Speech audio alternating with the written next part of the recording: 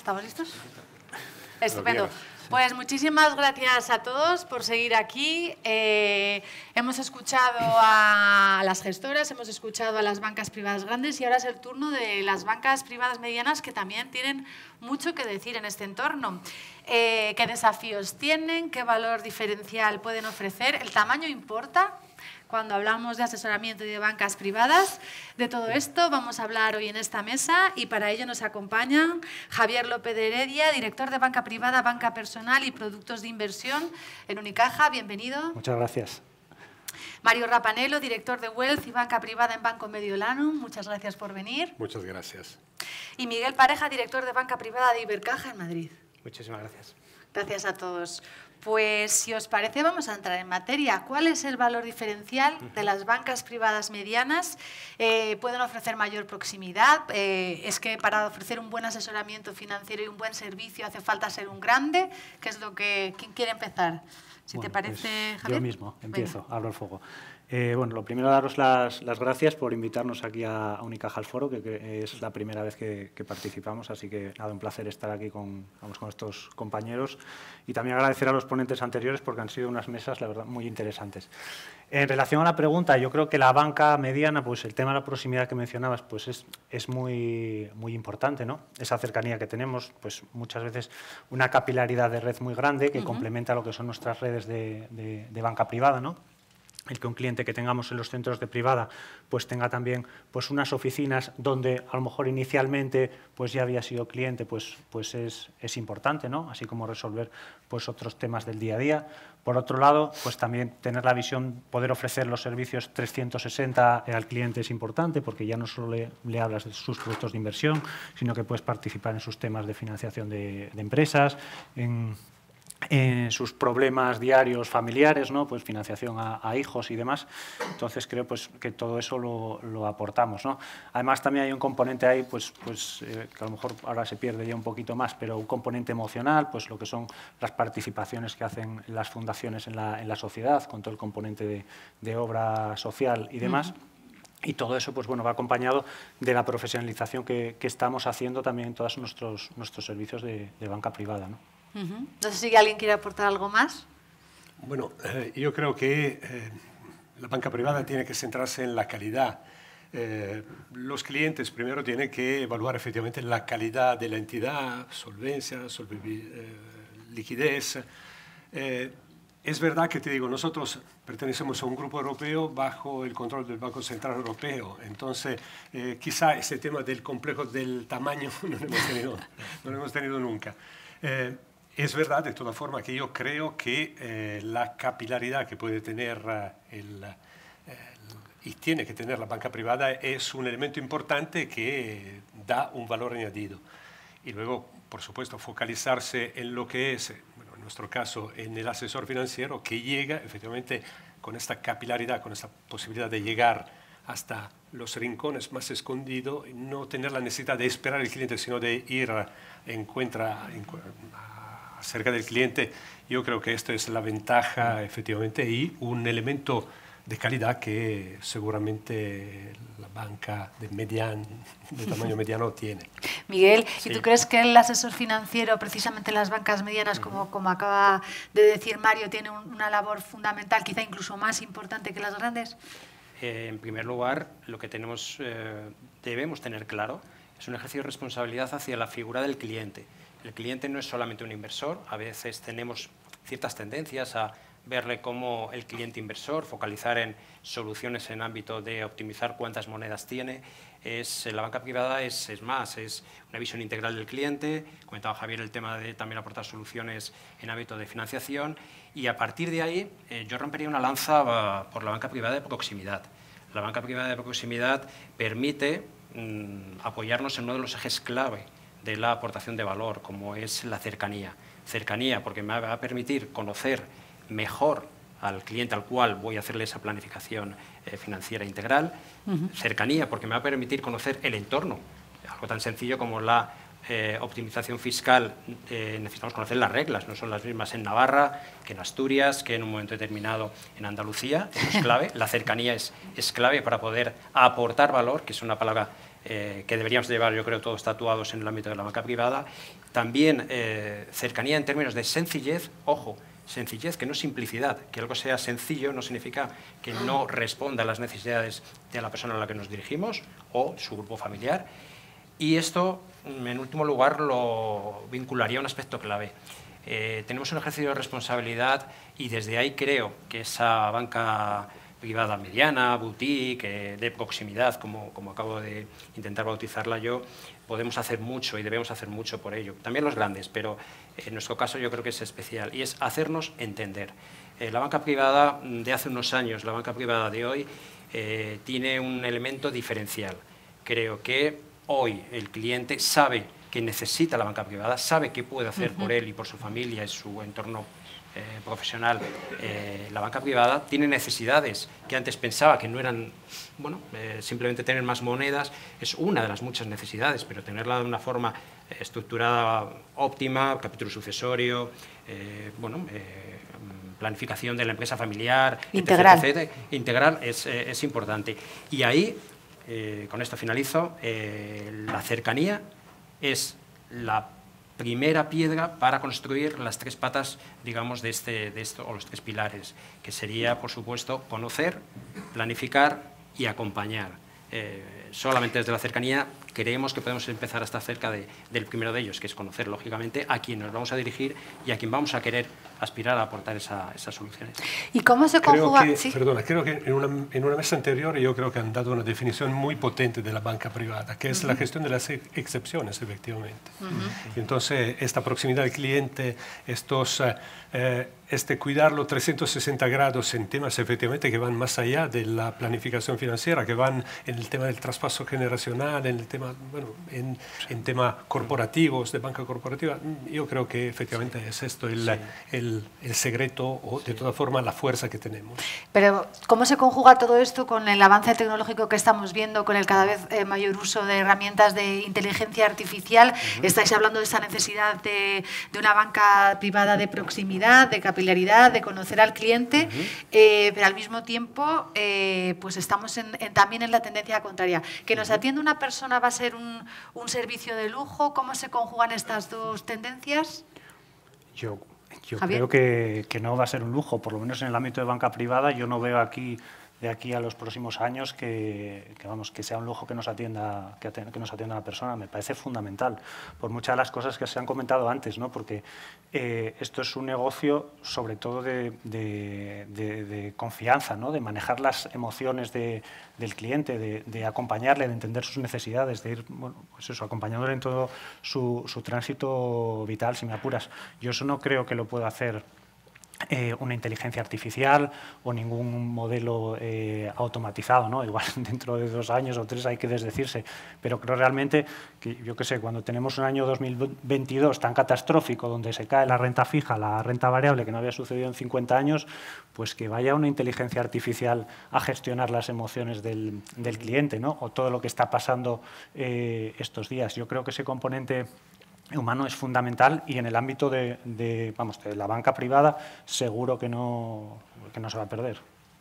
También hay que tener en cuenta, que... Yo creo que no existe asesoramiento que sea posible a través exclusivamente de una inteligencia artificial, que es una herramienta, que es una tecnología que ha venido para quedarse y crecer, por supuesto, pero probablemente será interesante utilizarla para temas que efectivamente quiten el peso administrativo, de todas formas un data mining, esto absolutamente necesario, pero como decíamos, sin la cercanía al cliente, ninguna máquina puede dar esto, ninguna inteligencia artificial, aunque sea muy evolucionada, porque como dice correctamente el compañero de la mesa redonda, en el momento que los mercados caigan un 15%, yo desafío a alguien que llamando a una máquina esté tranquilo, digamos, y mantenga lo que es necesario. La disciplina que a través de un asesor financiero puede tener, o de todas formas el cambio de estrategia, la planificación financiera. Yo creo que no existe asesoramiento financiero exclusivo de inteligencia artificial. Sí, bueno, exclusivo no, pero bueno, también me imagino que las bancas privadas también necesitáis fomentar la escalabilidad del negocio, el ahorro de costes. ¿En qué sí os ayuda esa inteligencia artificial o esa tecnología? Optimizar. Miguel. Optimizar es una palabra necesaria en cualquier negocio, en el nuestro también.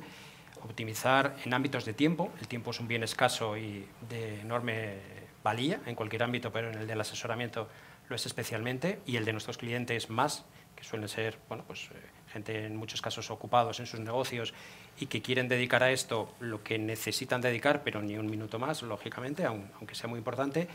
Y hay un ámbito clave. El crecimiento del negocio de banca privada va estrechamente asociado a dos aspectos. Uno, el número de potenciales clientes que pueden necesitar ese servicio, como cualquier otro ámbito, y dos, el número de soluciones necesarias para ese segmento, ese perímetro de potenciales clientes.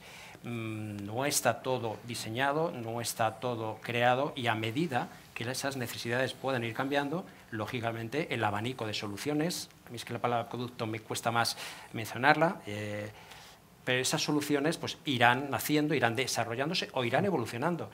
Tenemos a grandes profesionales del mundo de la industria de fondos de inversión que seguramente puedan compartir con nosotros cómo en los últimos 10, 15, 20 años esos vehículos de optimización, que es como me gusta llamar a mí a los fondos de inversión, han ido evolucionando, adaptándose a las necesidades en temáticas de inversión, en formas de tomar las decisiones, en muchos aspectos absolutamente necesarios. Hay un aspecto que es clave, la comunicación, cómo seamos capaces de trasladar los mensajes a nuestros clientes de las necesidades que tienen, que muchas veces no son ni conscientes, y que luego viene el medio, el producto en sí.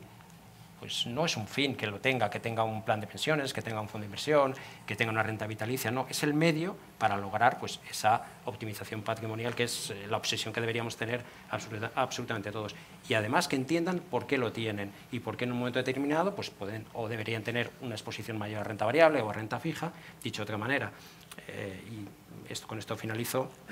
Recuerdo una ocasión, y así me lo tomo como uno de los mayores piropos que un cliente en un momento determinado me dijo es: Miguel, después de hablar contigo 10 minutos, por fin, después de muchos años con varias bancas privadas, he entendido dónde está mi dinero. Fijaos, el señor sí tenía reuniones donde le hablaban de muchos conceptos, de muchos productos, de muchas soluciones, que ganaba más dinero, ganaba menos, depende lógicamente del contexto, y por fin simplemente explicándole a quién había prestado y de quién era socio, véase dónde estaba la renta fija, su moneda es en renta fija, y dónde estaba la renta variable, el señor entendió por qué en un momento determinado su patrimonio tenía que estar ahí.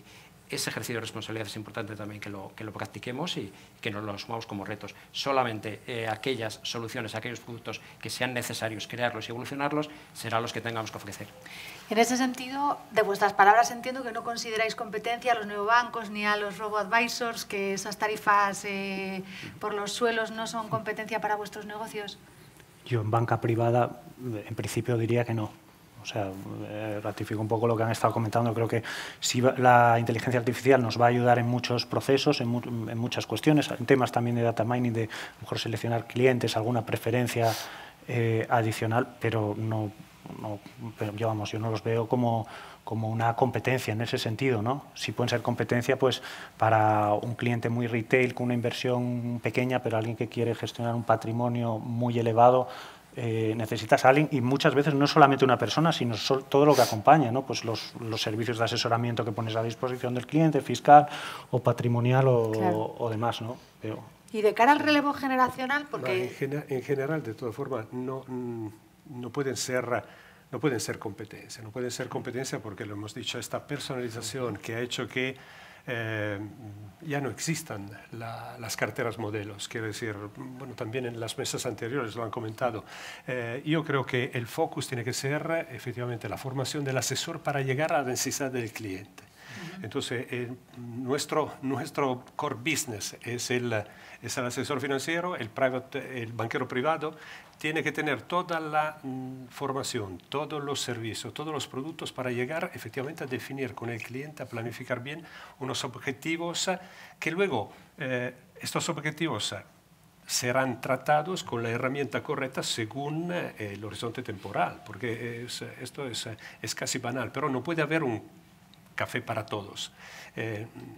Nosotros necesitamos para nuestros clientes trajes personalizados. Como decía él, el asesoramiento a cualquier nivel tiene que ser personalizado, pero luego en la banca privada, donde efectivamente se gestiona excepciones, esta necesidad de especificidad, esta necesidad de cercanía, esta necesidad de tener esta confianza con el cliente se desarrollan tanto que no puede ser competencia la inteligencia artificial. Sí, además hay un ejemplo, yo creo que nos va a ilustrar bastante bien, es el riesgo de automedicarse en materia de inversión. Yo puedo tener acceso, y creo que me van a más o menos entender, 30.000, 50.000, por ejemplo, fondos de inversión. Claro, ¿qué hago? Simplemente una cartera modelo en función de mi edad, pero mis circunstancias, mi sensibilidad, mi tolerancia a que en un momento determinado ese vehículo en el cual me voy a subir pueda moverse, quién me va a dar la mano, quién me va a explicar por qué estoy en ese vehículo, etcétera. Es mucho más complejo, lo cual no quiere decir que Miguel Pareja esté diciendo que no tengan que existir plataformas para el acceso. Por supuesto que tienen que existir, pero que para el foro que estamos hablando hoy, cliente de perfil de banca privada que aspira a una planificación patrimonial, a una optimización de su patrimonio en todos los ámbitos, inmobiliario, por supuesto de sus negocios profesionales y también en el ahorro que tiene financiero, pues sería simplemente pues un medio a través del cual canalizar parte de su ahorro, pero no puede ser sustitutivo, como era la pregunta, y por responder concretamente en ningún caso. Sí, me refiero también porque las bancas privadas ahora se han popularizado, ya no es un acceso a lo mejor tan elitista como era antes, sino que ahora ya se llega a un público mayor, y también estoy pensando en el relevo generacional. Sabemos que las generaciones que vienen pues tienen una manera de acercarse a las entidades más digitales, así, o sea, demandan menos ese servicio no personalizado, sino digo personal, ¿no? De hecho, recientemente en el último número de la revista Inversión, la experta Cristina Bartolomé del Observatorio Inverco comentaba que los jóvenes, que hay que aprovechar la tecnología para acercarse a los jóvenes, ¿no? ¿Cómo os planteáis ese cambio generacional? Bueno, yo creo, la verdad es que el artículo de Cristina está muy bien.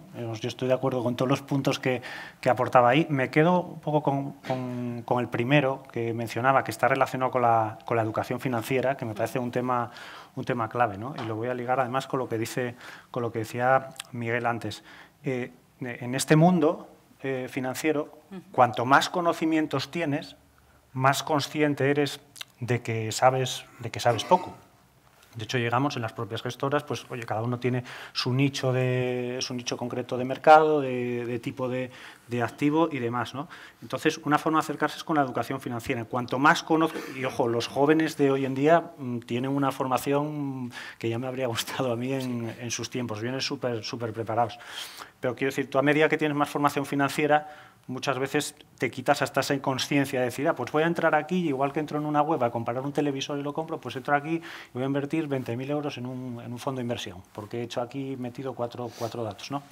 Entonces, creo que el tema de la educación financiera es clave para que la gente sea consciente de que es un campo muy amplio y en el que pueden suceder muchas cosas. Y luego, pues por no alargarme más, todos los temas relacionados con hacérselo más accesible, más agradable visualmente, más pegado a los temas, a las tecnologías que están más habituados a utilizar. Y ya por último, perdón, decir que me parece fundamental que una forma de que los jóvenes entren en toda esta parte de la inversión es formar parte desde el inicio, y ahí tenemos que acompañar en todo el tema, en todo el tránsito sucesorio, ¿no? Si desde el principio formas un poquito, no digo en todos los casos, o en los casos que sea posible, formas parte de todo el proceso de decisión de la gestión de las inversiones, pues de tus familiares, como pueden ser tus padres o demás, es otra forma también de ir incorporándose a esto. Seguramente el reto del asesor financiero, el reto del banquero privado es una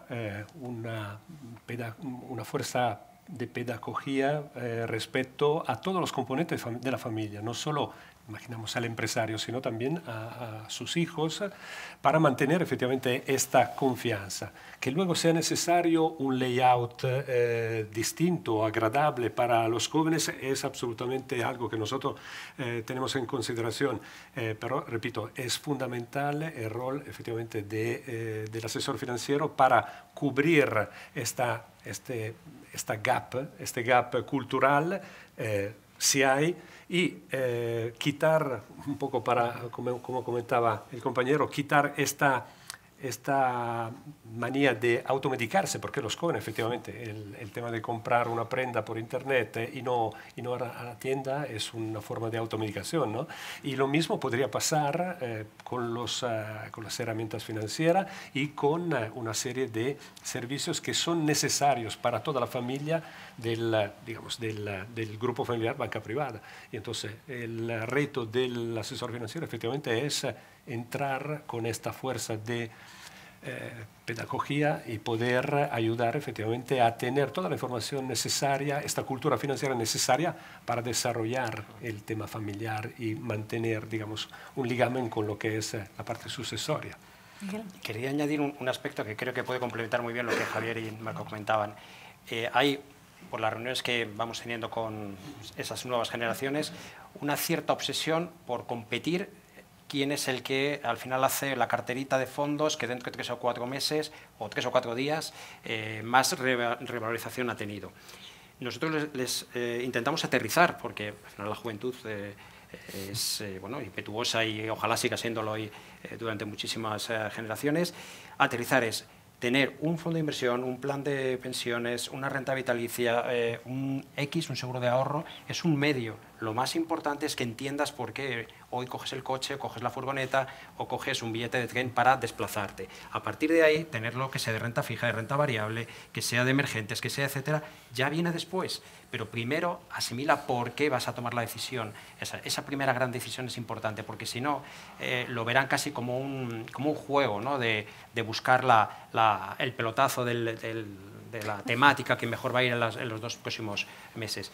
Eso es una parte importante. Y luego, sobre todo, hacerles ver que la planificación es definir un plan A, que probablemente es el que simplemente, pero también ser consciente de que a lo mejor hay que manejar un B o un C por el camino en función de las circunstancias que vayan sucediendo, porque eso es un hecho. La incertidumbre es inherente a la vida, en todas las facetas, profesionales, personales, familiares, y por tanto ahí la figura del asesor, simplemente porque ha vivido más casos, por el conocimiento, le puede aportar valor. Sería la vía para poder hacernos valer ante estas nuevas generaciones que podrían tener la tentación de pensar que para qué necesito yo el asesor de banca privada que ha tenido mi padre en los últimos 15 años. Bueno, es que yo conozco perfiles de banca privada que sus hijos están hablando de criptoactivos, o sea que yo creo que es un cambio generacional que sin duda hay que plantearse. Por supuesto. Pues cambiamos un poquito de tercio y quería retomar uno de los temas que se han hablado con anterioridad, que es el carácter conservador del inversor español, que tiene una cierta querencia a depositar sus ahorros en ladrillo y en depósitos. ¿Limita esto un poco el crecimiento de las bancas privadas? En absoluto. Que sea conservador no impide que tenga unas necesidades de planificación, de estructura familiar, empresarial, etcétera, que cubrir. Es más, que sea conservador no significa que en un momento determinado, y podemos echar la vista atrás simplemente 2 años, que haya que darle la manita y explicarle qué está pasando con la renta fija o con los tipos negativos en la cuenta que algunas entidades le remuneraban negativamente a su sociedad, ¿no? a su persona jurídica. El perfil no impide en absoluto que sea necesario un acompañamiento, una planificación, un asesoramiento. Al contrario, es más, en estos perfiles probablemente es en los que más cerca haya que estar, y especialmente cuando vienen curvas en la carretera después de habernos subido a ese vehículo que hemos pensado que era el idóneo para él y para su familia, pero que eso. También es muy importante aquí que hagamos un ejercicio de anticipación a las nuevas generaciones de asesores en Ibercaja. Uno de los ejemplos que les pongo en las sesiones de bienvenida es que piensen a alguien que nunca se ha subido en un avión y, bueno, pues en un momento determinado quiere que esa persona se suba a un avión para ir a Londres. ¿A Londres podrías ir en bicicleta? Sí, pero no es óptimo. ¿A Londres podrías ir andando? Es menos óptimo todavía. ¿Podrías ir en autobús? Sí, pero vas a llegar destrozado. Yo te sugiero, como tu asesor de viajes, que vayas en avión. Ahora bien, te anticipo que a veces, pues cuando sube, cuando se puede mover, Bueno, lo normal es que evidentemente pues, al final después de esas turbulencias pues lógicamente el avión aterrice, pero te anticipo que puede suceder. Piensa en ese momento cuando cuando te esté pasando y te den ganas de tirarte por la ventanilla, que ya es algo que suele suceder por distintas presiones, etcétera, etcétera. Ese ejercicio es muy importante hacerlo, esa anticipación, porque evidentemente lo que nos va a poner sobre la mesa es una mejora de la experiencia que va a tener ese cliente respecto al asesoramiento recibido.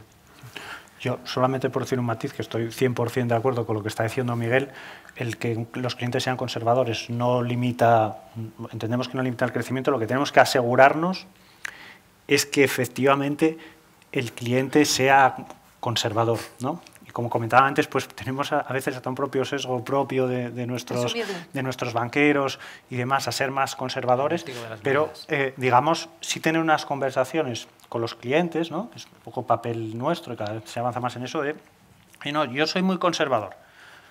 Y dices, vale, con gente ya con la que tienes cierta confianza, pues decir, vale, llevas 20 años en plazo fijo. Yo lo único que te puedo decir aquí es que se está palmando dinero, en términos reales, ¿no? Digo, sí. No con estas, entenderme, no con estas palabras, depende de cada caso, ¿no? Pero sí ir manteniendo esas conversaciones para que un cliente entienda que puede tener objetivos distintos de inversión a lo largo del tiempo y que para esos distintos objetivos, pues en largos plazos, pues a lo mejor merece la pena que asuma un poquito de riesgo. Echas todas esas preguntas y el cliente es conservador, fantástico, atiendes a sus perfiles y demás, pero sí asegurar, oye, que has agotado, digamos, todas esas conversaciones para que el cliente se haga esas preguntas, que a lo mejor hay veces que no se las ha llegado a hacer nunca. En el momento que nos sentamos con un cliente, yo creo que la parte formativa del cliente es también definir con él los objetivos. Está claro que si un objetivo es a un año vista, bueno, la renta fija es una herramienta que puede ser útil, pero cuando encontramos objetivos, y normalmente si lo pensáis, los objetivos importantes de nuestra vida son objetivos a medio y largo plazo. A medio y largo plazo, efectivamente, una renta fija no siempre corresponde a la exigencia. Y luego, yo hablando con los asesores que están aquí, estoy seguro que han encontrado el cliente conservador y prudente que le ha dicho, no, yo con un 5% me apago. Entonces, claro, sin riesgo. Sin riesgo, por supuesto. Y entonces, claro, cuando entramos en esto, sí que la parte formativa, la parte de conocimiento del cliente, la parte de educación financiera del cliente es un reto para efectivamente conseguir el hecho que el cliente invierta en el producto que efectivamente puede cumplir con los objetivos. Si tú lo ligas a, efectivamente al comprar una segunda vivienda o comprar la primera vivienda dentro de 10 años, efectivamente la inversión no puede ser renta fija. Pero esto hay que explicarlo con números, hay que formar el cliente y te digo, es el reto. Te digo, en nuestro caso, yo te diría que tenemos una cartera de los clientes de banca privada que supera el 50% la renta variable. Pues no está nada mal. O sea que para vosotros no consideráis que no es un lastre el hecho de que el cliente sea conservador para el crecimiento de vuestro negocio. No, porque aportamos un servicio y el servicio lo necesita alguien que es conservador, alguien que es moderado y alguien que es muy arriesgado. Lo que cambia es, evidentemente, pues bueno, el formato y sobre todo los pasos que puedes ir dando, ir trabajando y eso, pero en ambos casos, o en los tres casos hay un estudio, un conocimiento, una fijación de objetivos, etcétera, es decir, todo lo que sabemos en la teoría y que aplicamos en la práctica y definimos un plan con cada uno de ellos. Pero mi siguiente pregunta es, ya sé lo que me vais a decir, que yo lo anticipo, es que claro, el comportamiento de los mercados y de la economía también tiene una incidencia en vuestro negocio. Ya sé que me vas a decir que también se necesita asesoramiento en momentos malos de mercado y en momentos de mayor incertidumbre. Es cuando más necesitas. Sí, sé que me lo vais a decir. Pero porque cuando el mercado solo sube, no necesitan asesoramiento. Lo que quiero decir es cómo os puede impactar eso a nivel de negocio en las casas. De negocio desde el punto de vista de cuenta de resultados. De crecimiento de las bancas, sí. Porque las bancas privadas en España han crecido muchísimo en los últimos 5 años. Sí. Es innegable que el mercado ha ido muy bien, la economía también ha ido muy bien. La propia revalorización de las carteras hace que la dimensión sea mayor. Eso es. ¿Cómo creéis que va a ser este año, el que viene? A ver, nosotros tenemos mucha fe, pensamos que va a haber un buen crecimiento en banca privada. De hecho, en Unicaja estamos apostando mucho por ello. Estamos incrementando el número de banqueros y también el número de oficinas, y pensamos que es un negocio que va a tener un crecimiento importante en los próximos años.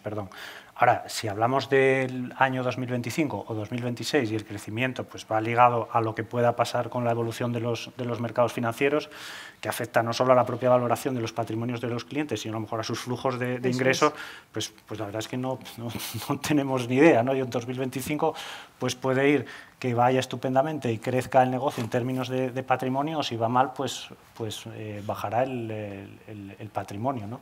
Igual que en la industria en general de los fondos. Pero a medio plazo, si creemos que ni el sesgo de que pueda ser más conservador vaya a ser un problema para crecer, sino que vemos que hay muchas oportunidades ahí. O sea, que Unicaja apuesta en la banca privada para seguir creciendo. Sí, totalmente.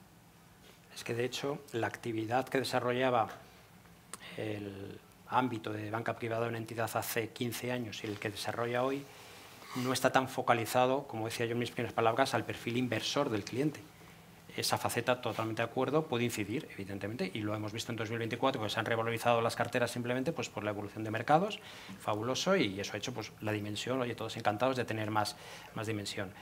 Mientras siga existiendo operaciones de venta de negocios de algunos de nuestros clientes, mientras siga existiendo venta de inmuebles, capítulo sucesorio, cito algunas de las más habituales, seguirá habiendo un asesoramiento dentro del ámbito de la banca privada, y eso va a seguir existiendo sin duda alguna. Y ahí es donde, y a riesgo de ser pesado, insisto mucho, ahí es donde debe hacerse valer la aportación de valor de un ámbito de banca privada de una entidad. Ese acompañamiento, ese momento, algo tan sencillo como vender un inmueble y que alguien te diga, no sé si un robo-advisor te lo dice, que tienes una serie de ventajas fiscales por la reinversión, por ejemplo, hasta un cierto límite en una renta vitalicia porque tienes esta edad y porque además los tipos ahora están a unos niveles, etc. Eso es aportación de valor. Sin duda. Del mismo modo que puede ser, oye, creemos que hay que coger este fondo de esta gestora, de Schroders, de Fidelity, de tal, y que va a ir bien en tu cartera el año que viene, y efectivamente va también esa aportación de valor. Pero no solamente la pata de perfil inversor del cliente, la pata global de planificación, yo particularmente me considero casi rozando la obsesión. También os quería preguntar por los activos. ¿Sí? Porque tú preguntabas respecto a previsiones de crecimiento. Eso es. Te digo, para nosotros la banca privada es una apuesta clave.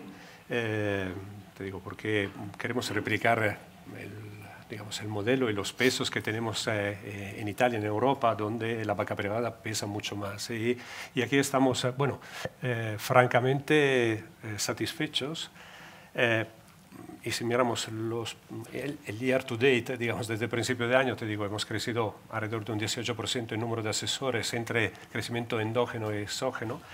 Y te digo, es una apuesta muy concreta, somos muy positivos, además porque tenemos una dirección que apoya. Para nosotros es que no tenemos otros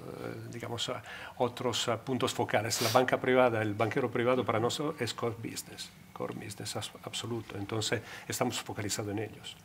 Y a un consejero delegado se le iluminan los ojos con banca privada. No tiene qué ámbito de negocio de la banca con cero default, con cero mora, ¿no? Que genera margen, que genera crecimiento. Vamos, es un ámbito desde el punto de vista de negocio bancario ciertamente atractivo. Muy bien. También os quería preguntar por los activos alternativos que son más ilíquidos, que se ha comentado en la mesa anterior.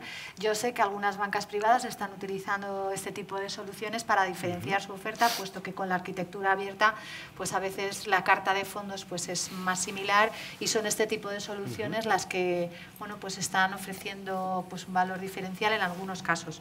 ¿Cuál es vuestro caso? Si lo estáis ofreciendo, qué estáis ofreciendo, qué ventajas y qué riesgos veis. Estamos hablando de la liquidez, que no es para todo el mundo. Pues nosotros sí creemos que son importantes. Es cierto que no estamos teniendo mucho apetito por parte de los banqueros, pero sí creemos que tiene que formar poco a poco parte de las carteras, ¿vale? De nuestra oferta. vamos, comparto todo lo que dijeron en las mesas anteriores, en el sentido que esto no es un producto para todos los clientes, ¿vale? Hay que explicarlo muy bien, el tema de la liquidez. En el caso de España, que además digamos, tenemos la población un poquito envejecida, el patrimonio se concentra en edades más avanzadas, pues a la hora de explicar estos productos es importante meter también al resto de miembros de la unidad familiar, porque a una persona que tenga 70 a 75 años entrar en unas inversiones que puedan hacer en ese plazo, pues yo creo que es importante hacer partícipe un poco a todo el mundo de la decisión, explicarlo súper bien, ¿no? Porque son productos complejos, y apoyarnos en el tema de que ahora los niveles de acceso son más bajos que antes, y luego también a la posibilidad de las formas de las alternativas de liquidez que empiezan a ofrecer estos productos, como comentaban anteriormente. Y en términos de cómo debería, peso en las carteras, hombre, este año a lo mejor yo creo que en el horizonte de tres años deberíamos pensar que por lo menos un 10 o un 15% de las carteras empezasen a tener estos productos. Te digo, dentro de nuestros pilares, te digo que son fundamentalmente tres: el asesor financiero, la planificación financiera y la diversificación. Bueno, cuando hablamos de esto yo creo que queda bastante claro que es una herramienta que es absolutamente necesaria. Es verdad que tiene que ser en justa medida, porque es uno de los productos que van más allá, son generacionales, ¿no? Porque por la liquidez que tiene y por el horizonte temporal que necesitan para dar el resultado que buscan, efectivamente son productos que van más allá de la generación que lo compra a veces, ¿no? Entonces, son productos muy interesantes que ofrecen una rentabilidad muy interesante, muy elevada, con una liquidez absolutamente importante que tiene que ser explicada y digerida por parte del cliente.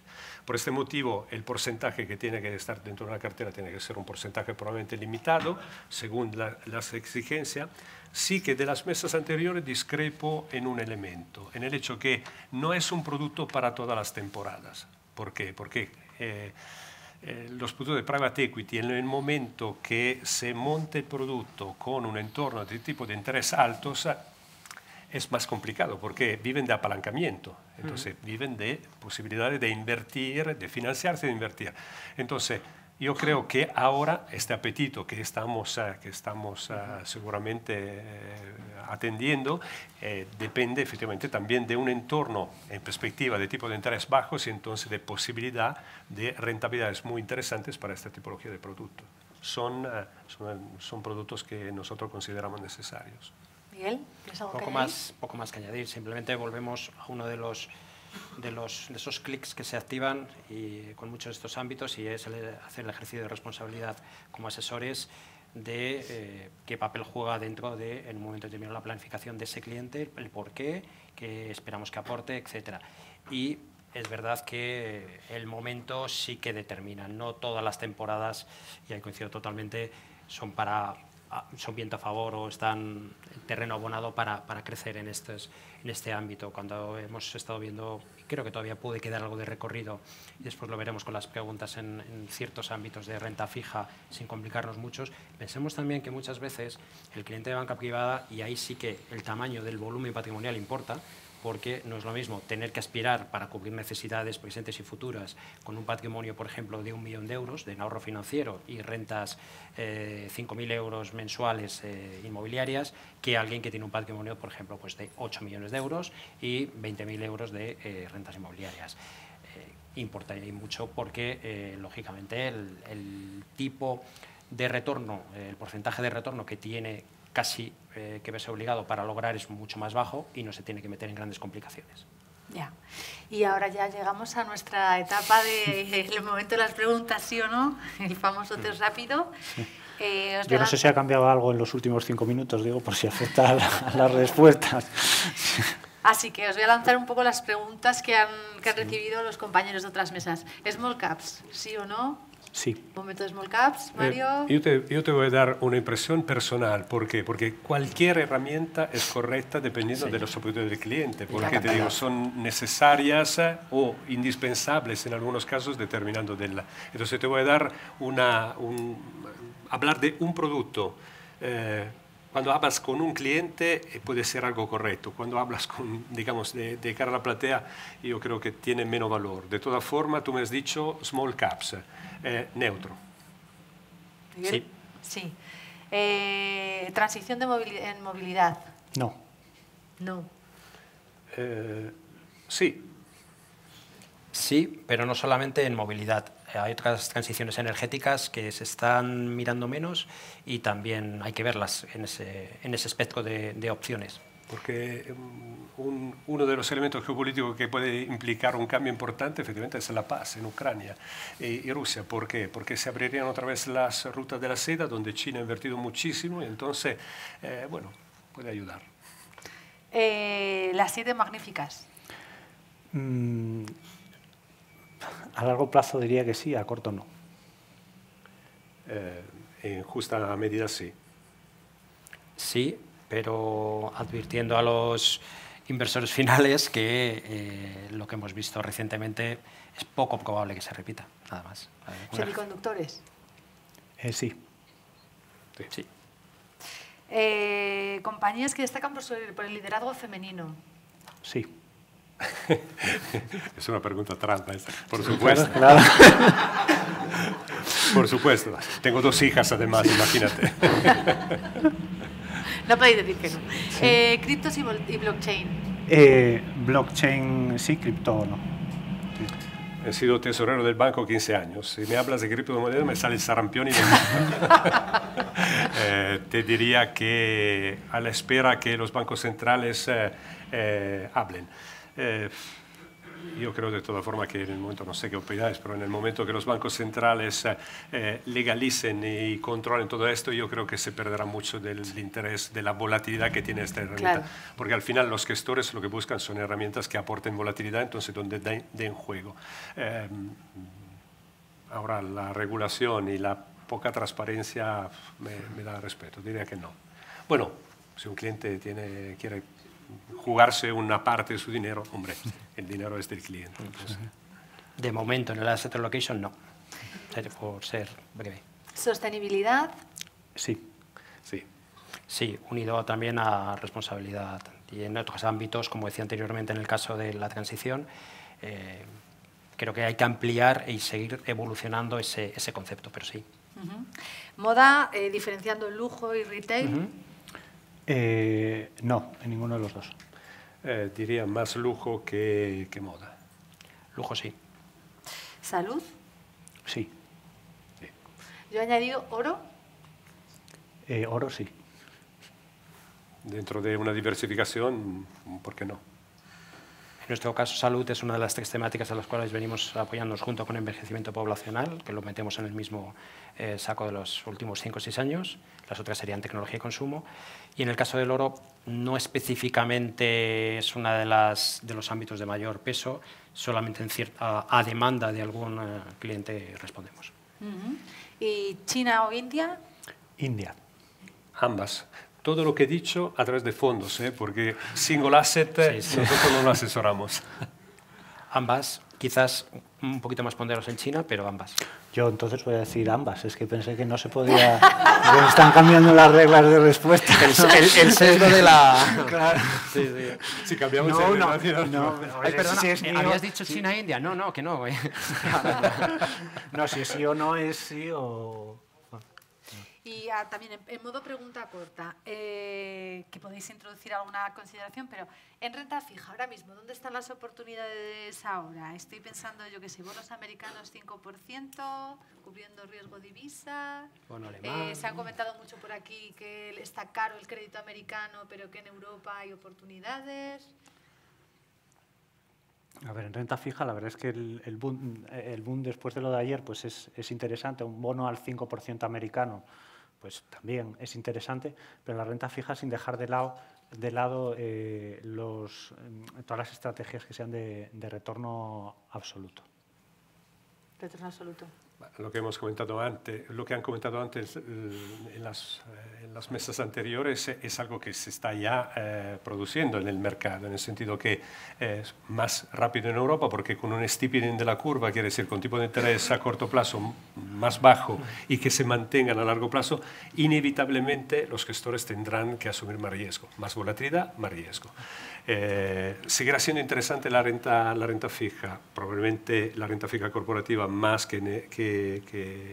más en Europa que en Estados Unidos, seguirá siendo un asset interesante para clientes prudentes y objetivos a corto plazo, por supuesto. Claro, hay que concienciar al cliente efectivamente que de toda forma tendrá que asumir un poco más de riesgo. Y luego cuando tratamos efectivamente renta fija norteamericana, claro, un bono a 10 años que te dé el 5%, un entorno de bonos que te dé un 5% a 10 años, es una competencia para la renta variable muy, muy potente.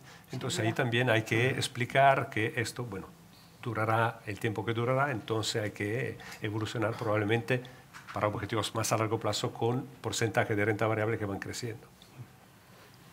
Pues si estuviéramos en las habituales clases de renta fija, la primera, pues por devolver la pregunta, sería estrategia de vencimiento o estrategia de gestión activa.